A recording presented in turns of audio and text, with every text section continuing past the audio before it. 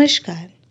निशान जैन जी के द्वारा लिखी गई किताब रुक जाना नहीं, सफलता की राह पर बढ़ते जाने के प्रेरक मंत्रों में से आज हम जानेंगे जीवन के 3 मार्गदर्शक, 3 गाइडिंग प्रिंसिपल्स। एक डिफिकल्ट पर्सन कौन होता है? ये सभी कुछ। चलिए सुनते हैं। जीवन के प्रत्येक क्षेत्र में सफलता की ऊंचाइयां छूने के लिए भारतीय दर्शन के 3 मार्गदर्शक सिद्धांत मुझे विशेष तौर पर आकर्षित करते हैं और मेरी सफलता में इन तीनों सिद्धांतों का बेहद महत्वपूर्ण योगदान है। इनमें पहला सिद्धांत है गीता का निष्काम कर्म योग। गीता में कहा गया है, कर्मण्येवाधिकारस्ते मा फलेषु कदाचन माँ कर्म फल हेतु भूर्वा माते संगोत्सव कर्मणि। सामान्य भाषा में इस निष्काम कर्म योग के सिद्धांत को इस रूप में समझा और बताया जाता है, कर्म करते रहो, फल की इच्छा मत करो। इस सिद्धांत का शाब्दिक अर्थ ही ग्रहण करने पर अक्सर यह सवाल उठता है कि जब फल की इच्छा ही नहीं है तो कर्म करने के लिए मोटिवेशन कहाँ से लाएं?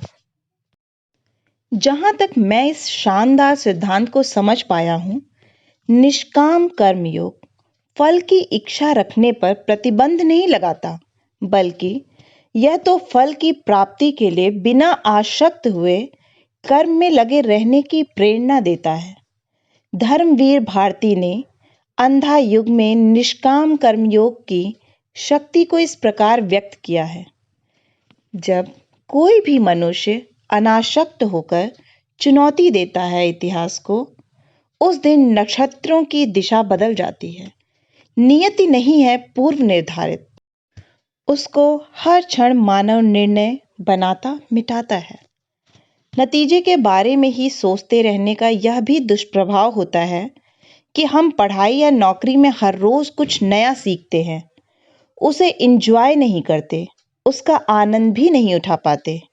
लिहाजा मंजिल की ओर बढ़ने की प्रक्रिया में स्थिर व मजबूत बने रहने के लिए व्यक्तित्व में निष्काम कर्मयोग का समावेश जरूरी ही है।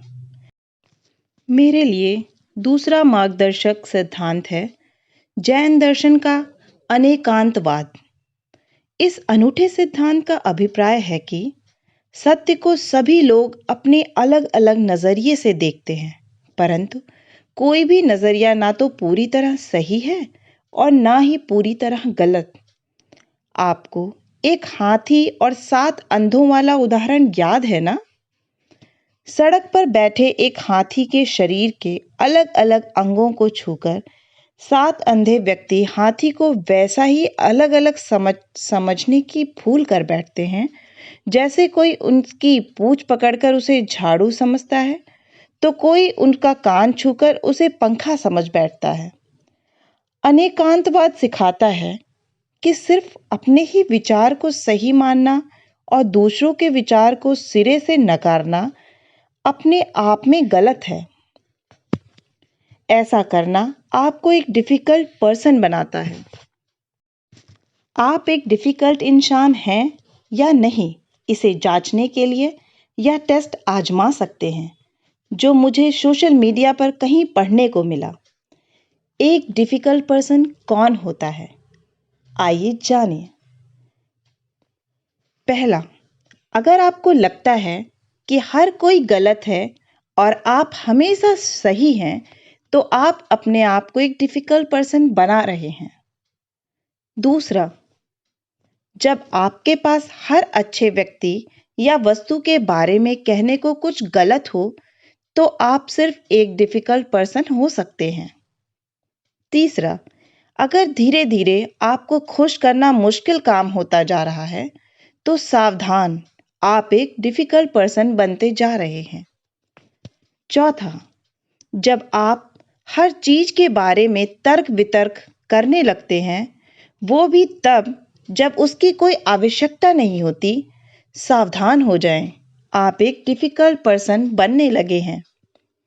पांचवा, दूसरे क्या कर रहे हैं, क्यों कर रहे हैं, इसका कारण क्या है? मुझे सब मालूम है। सोचकर एक माइंड रीडर के रूप में आप गर्व महसूस करने लगते हैं। क्या आप भगवान हैं? बेशक आप नहीं हैं। आप सिर्फ एक डिफिकल्ट पर्सन हैं।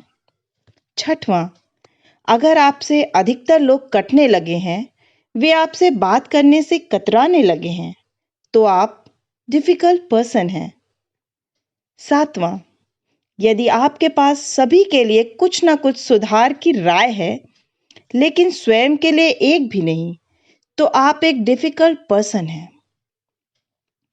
आठवां, अगर आप कभी भी आई एम सॉरी नहीं कहते हैं या यह कहने में दिक्कत महसूस करते हैं, तो आप एक डिफिकल्ट पर्सन हैं।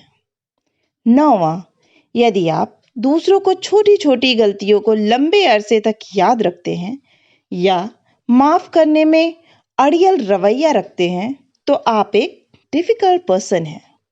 10वां, यदि सुनी हुई हर बात दूसरों से बताए बिना आपको बेचैनी होती है, तो आप एक डिफिकल्ट पर्सन हैं। एक डिफिकल्ट पर्सन को बहुत सावधान रहना होगा, अन्यथा जीवन यात्रा के किसी पड़ाव में आप अचानक पाएंगे कि अरे, आप तो अकेले ही चल रहे हैं। अब आप ज़रूर बताइएगा कि इन 10 पॉइंट्स में से आपको कितने पॉइंट्स मिले। अगर आपको सामाजिक प्राणी के रूप में सबके बीच समुदाय के साथ रहना है और एक खुशहाल इंसान बनना है, तो डिफिकल्ट पर्सन ना बने और अनेकांतवाद को जीवन में उतारने की कोशिश करें। इस तरह अनेकांतवाद दूसरों के विचारों का सम्मान करना और स्वीकार्यता एक्सेप्टेंस सिखाता है। इस तरह से हम पाते हैं कि स्वीकार करना एक्सेप्टेंस दरअसल सभी समस्याओं के हल की कुंजी है। इसे इस तरह समझें, acceptance, when we don't accept an undesired event, it becomes anger. When we accept it, it becomes tolerance. When we don't accept uncertainty, it becomes fear. When we accept it, it becomes adventure. When we don't accept others' bad behavior towards us, it becomes hatred. When we accept it, it becomes forgiveness. When we don't accept others' success, it becomes jealousy. When we accept it, it becomes inspiration. अनेकांतवाद का सिद्धांत परीक्षा में भी हर कदम पर साथ निभाता है। लिखित परीक्षा और इंटरव्यू में तो अनेकांतवाद का विचार एक संजीवनी है। जब हम किसी प्रश्न का उत्तर लिखते या बताते समय अतिवादी एक्सट्रीमिस्ट हुए बगैर संतुलित तरीके से दूसरों के विचारों का सम्मान करते हैं, तो उसका एक सकारात्मक प्रभाव पड़ना तय ही है। परीक्षा में सफलता के पहले भी और बाद भी दूसरों के विचारों और नजरिए का सम्मान करना सहिष्णुता को बढ़ावा देता है और हर क्षेत्र में सफलता की राह को आसान बनाता है। मेरा तीसरा प्रिय मार्गदर्शक सिद्धांत है बौद्ध दर्शन का मध्यम मार्ग। इसे मिडिल पाथ या गोल्डन मीन भी कहा जाता है। बुद्ध दोनों अतियों की उपेक्षा कर बीच का रास्ता निकालने की सलाह देते हैं। एक कहावत है, excess of everything is bad, अति सर्वत्र वर्ज्यते, यानी अधिकता हर चीज की बुरी होती है। मध्यम मार्ग हर तरह के झगड़ों, विवादों के सरल और मैत्रीपूर्ण समाधान की राह सुझाता है। परीक्षा की तैयारी में भी मध्यम मार्ग एकीकृत दृष्टिकोण और संतुलित मत के निर्माण में मदद करता है। यदि हमारे व्यक्तित्व में संतुलन का तत्व शामिल हो, तो जीवन के प्रत्येक क्षेत्र में सहजता के साथ सफलता की राह आसान हो जाती है।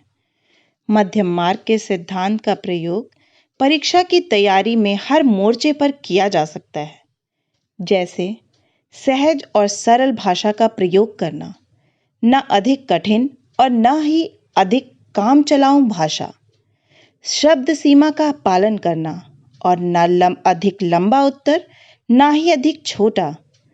इंटरव्यू में रेडिकल होने से बचना आदि। इस प्रकार जीवन के हर क्षेत्र में सफलता की संभावना बढ़ाने के लिए निष्काम कर्मयोग, अनेकांत और मध्यम मार्ग के सिद्धांतों का व्यक्तित्व में समावेश एक बेहतरीन रास्ता है। इन 3 गाइड्स को हमेशा अपने साथ रखिए और एक बेहतरीन जिंदगी की इबारत बेझिझक लिखिए। मुझे पूर्ण विश्वास है कि इस वीडियो ने ज़रूर आपके व्यक्तित्व में कुछ बदलाव किया होगा।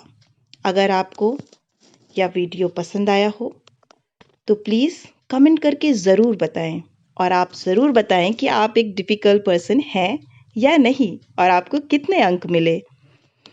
सफलता में अग्रसर रहने के लिए, ऐसे ही वीडियोस देखने के लिए अगर आप इस चैनल पे नए हैं तो इस चैनल को सब्सक्राइब करें और अपने मित्रों के साथ इसे शेयर करें। आप सभी का सुनने के लिए बहुत बहुत धन्यवाद।